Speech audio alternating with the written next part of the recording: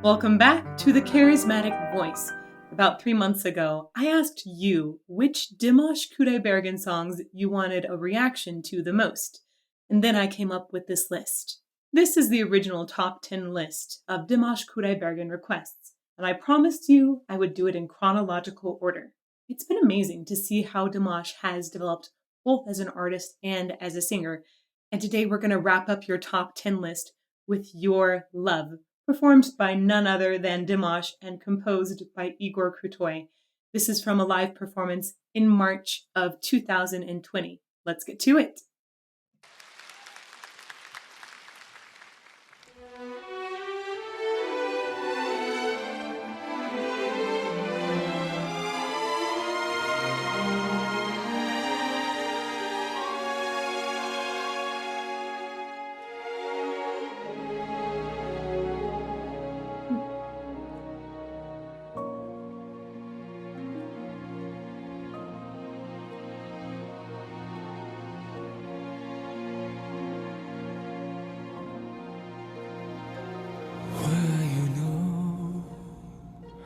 I still remember us, were the times where we won, when we were warm. Do you recall? Nothing was dangerous. We had the strength to live our dreams, to feed our souls.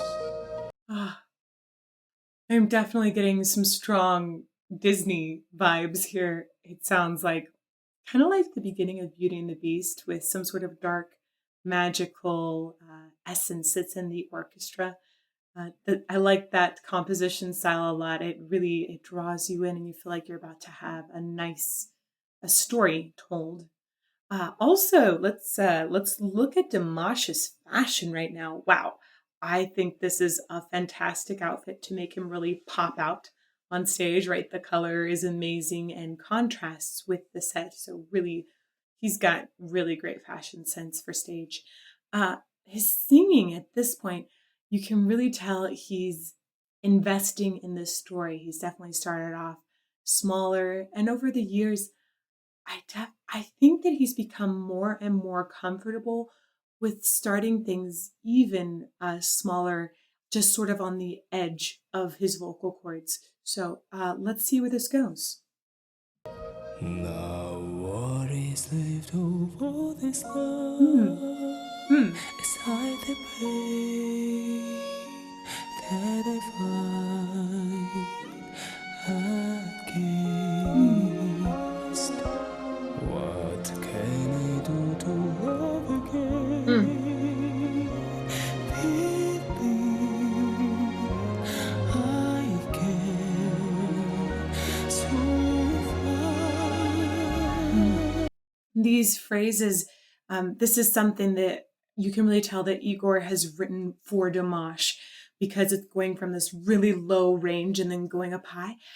But he's doing it all within a soft dynamic, which is hard. It's much easier just to blast through that.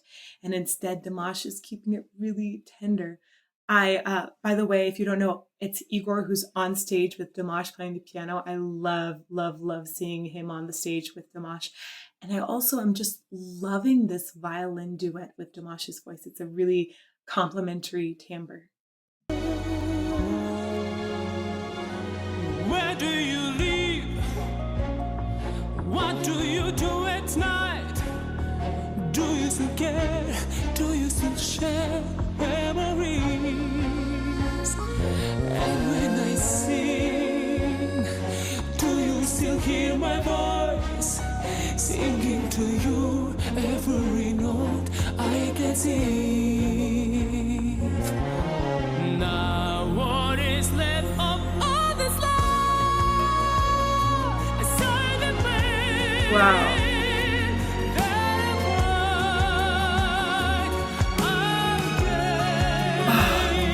Okay, I was really focused on the backing track for a bit there, and I'm going to go back and catch this build up one more time.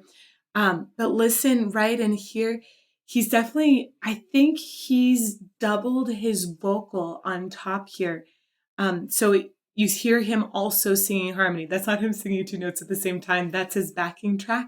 And I think it's fantastic to hear also you have a more electronic approach to the rhythm and the beat that's coming. It's not just orchestral percussion, but you definitely have something that feels like it could even be in an action movie. It gets our hearts beating pretty quickly.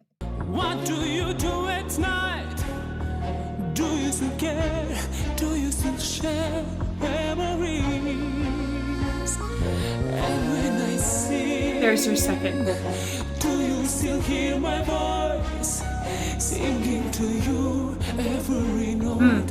I like hearing that. I really like that being in his backing track. And that's really clean.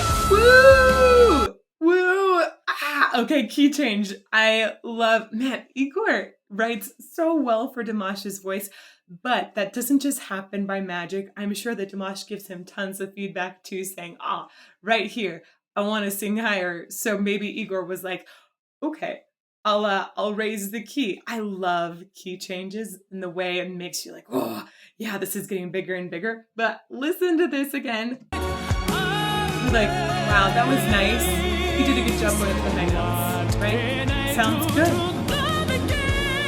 so rangy.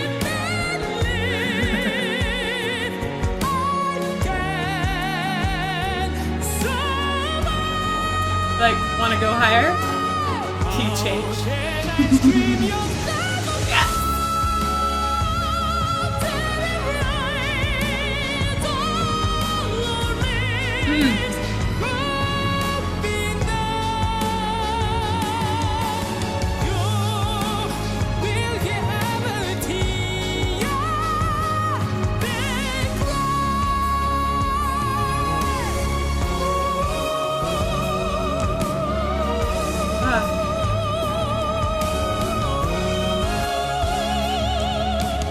Whoa, that was a really long phrase. And right after he switched to falsetto. So that was cool. A lot of people have asked about like what's head voice, what's falsetto. Also, they've asked about what's pop styling, what's a more classical opera styling. Dimash, I think one of my favorite things used to describe him was Popera. He really mixes the two quite well. But right there where you heard the tone essentially increase in more resonance and you got sort of a hootier sound, that was when he switched to falsetto. And before that, he was using much more of a pop styling because it was more focused in right here. Opera singers are trained to primarily sing without microphones. And so their training tends to include a lot more use of different areas of resonance. You're trained to really lift different muscles and maximize the possible sound output that you can make.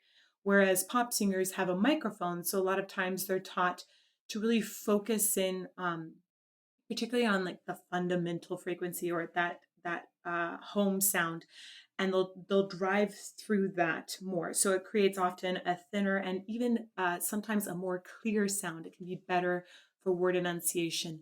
So Dimash does a really amazing job of combining these things. He's able to sing operatic in an operatic style with a microphone, and it doesn't seem to bother him. He doesn't necessarily need to kick out more volume because he's only been trained to sing loudly. Though some opera singers are trained to sing very quietly as well. They just usually need to pipe out to big auditoriums. But I love most pop singers don't go into falsetto in the same way that Dimash has. You definitely hear people like John Legend pop into falsetto really easy, but it's a lot, it tends to have less vibrato and it tends to be, in general, I would just to say like it's a more thin and clear sound. And his falsetto here is definitely has more resonance in it. So check out this. There's your pop sound. And there's your falsetto. I love hearing these two side by side. It's wonderful. That's a really long phrase.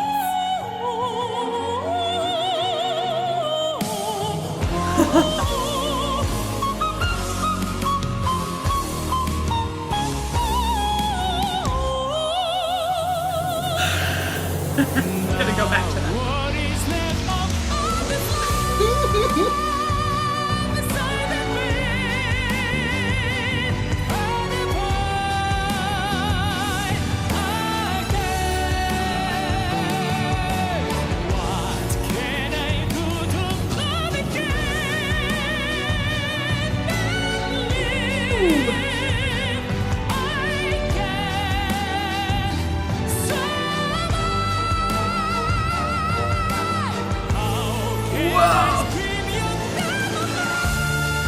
Okay, so we're gonna have to count the key changes in this. I believe that this is the 4th time he's gone up in key.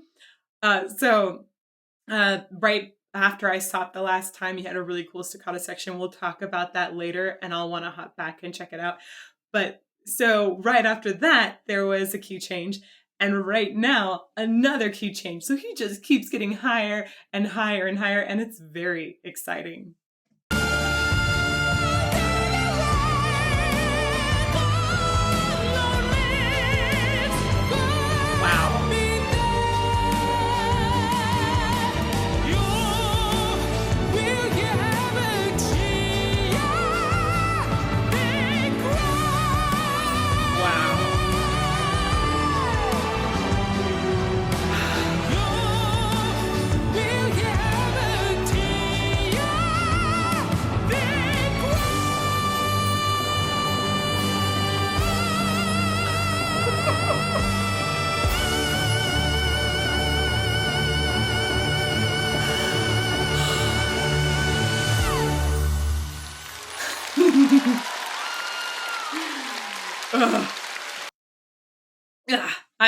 This is a very exciting song. I just love the way it just kept going up and up and up and up.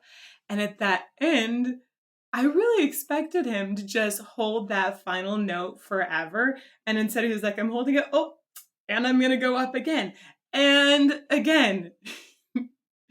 He obviously does not have a limit on his high notes. It's really, really fun, really awe-inspiring. I totally dig it. And it's super healthy. His vocal production is amazing. And I know this because of the staccato section. So let's go back and check that out. Was that?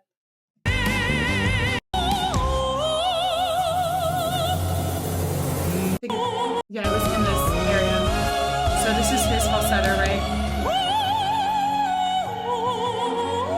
It's really pretty. I like that.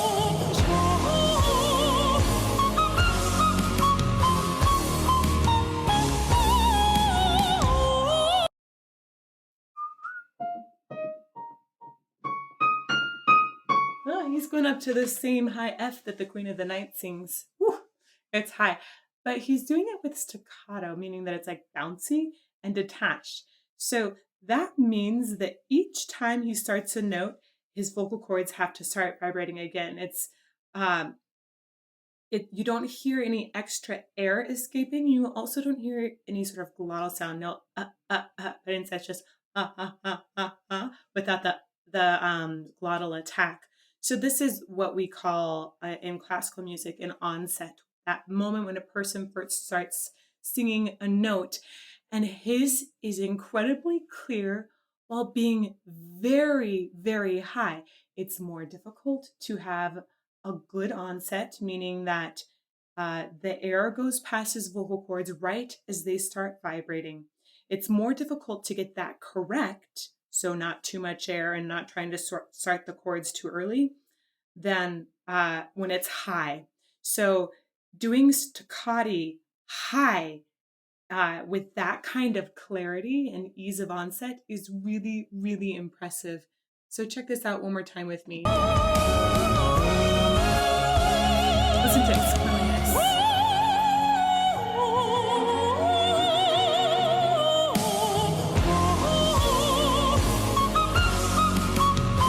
Right?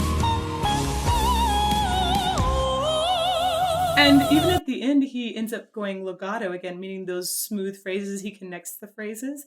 That's just showing he can do both staccato and legato up there, and both are incredibly smooth. That, to me, was the most technically difficult thing in this piece. And actually, out of a lot of the things I've heard Dimash do, staccati tend to be one of the most difficult things. So somebody can sing really high, they can sing really low, but that doesn't mean that they can sing clean staccati. So that really, really got me. But after this point, I'd like to go ahead and continue to listen to the end because I loved this build. Now what is left of all this love?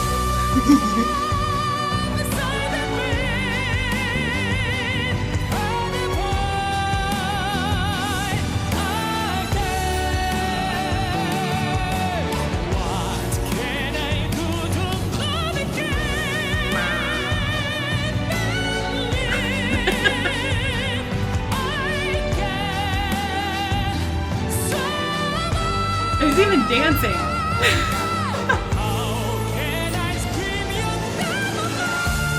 Wow.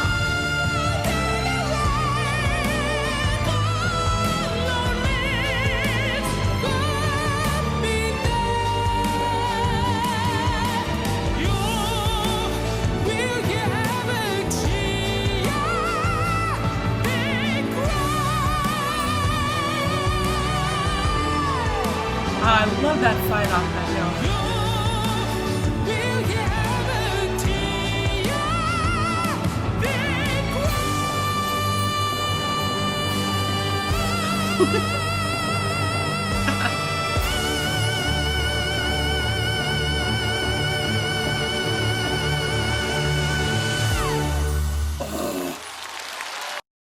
That is such a good ending. And also, wow, what a feat of endurance. Oh, that's crazy. To have gone up in key signatures at least 4 times. I counted 4, there might have been another one in there. To continue to go up in the key signature and then at the very end be like, by the way, I'm going to do the longest phrase yet and I'm still going to go higher and I'm going to do it right after I slid on my knees. It's such amazing breath control and it doesn't sound like he's tired at all. Wow, that was such an exhilarating performance. Every time he went higher, I think I probably squealed a little bit more. I was like, no, the first time wasn't enough. No, second time, no, got it. At least 4 key changes. And then the additional high notes at the end. Wow. It kind of reminds me of Beyonce's song. I think it's called Love on Top, where she also does that. But this is very, very rare to hear a singer go through so many key changes. It's hard to do because the first time you need to sound great on your high note. And that means it should be kind of in your optimum range, right? But if you're going to go up that many times, you have to sound great in all of these different high notes. That's requires amazing, amazing technique. And then combine that with the fact that Dimash was belting almost the entire time with only a brief little falsetto section in the middle that was also technically extremely difficult. This song, don't let how good and easy it might seem for him to do it deceive you. This song is extremely hard to sing and he just did it very well. So thank you so much for your recommendations. I love them. And even though we're done with your top 10 requests, that doesn't mean I'm going to stop reacting to Dimash. I will continue releasing new Dimash videos every Monday until I run out of songs. So I'd love to meet you one of these Mondays. During the premieres, there is a live chat room, and I'll be there at 8 o'clock Arizona time. So if you don't want to miss that, you can always subscribe and turn on the bell for the notifications so you know when it's coming up. And I hope to see you soon. Thanks.